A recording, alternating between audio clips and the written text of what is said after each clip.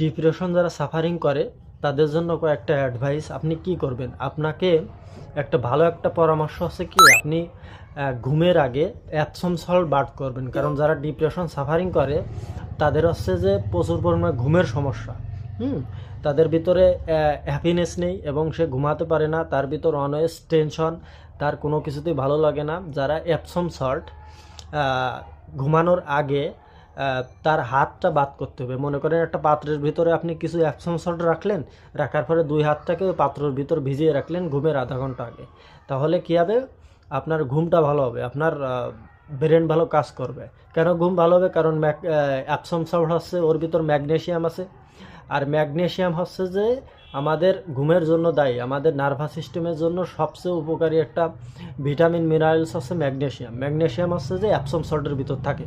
এখন যখন আপনি ঘুমের আগে এই অ্যাপসম সল্ট বাদ করবেন তাহলে আপনার ঘুমটা ভালো হবে। হ্যাঁ, আপনার ভালো মানের অ্যাপসম সল্ট আপনার খুঁজে বের করতে হবে।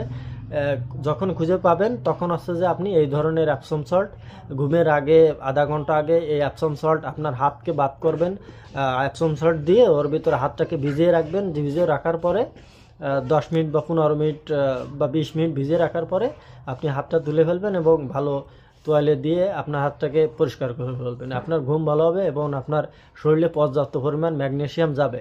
ম্যাগনেশিয়াম যদি আপনি বাইরে থেকে এই পশমের মাধ্যমে যদি ভিতরে ঢুকাইতে পারেন, সবচেয়ে বেস্ট ওয়ে হচ্ছে এটা। কারণ হচ্ছে কি যে ম্যাগনেশিয়াম অ্যাবজর্পশন করার জন্য আপনার ভিতরে সে শক্তি নাই।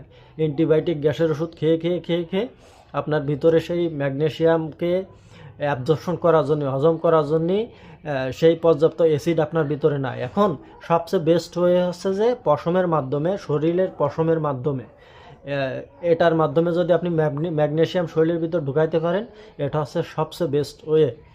ঠিক আছে, তো ভিডিওটা ভালো লাগলে শেয়ার করবেন আর সাবস্ক্রাইব করবেন এবং আপনার মতামত কমেন্ট বক্সে জানাবেন।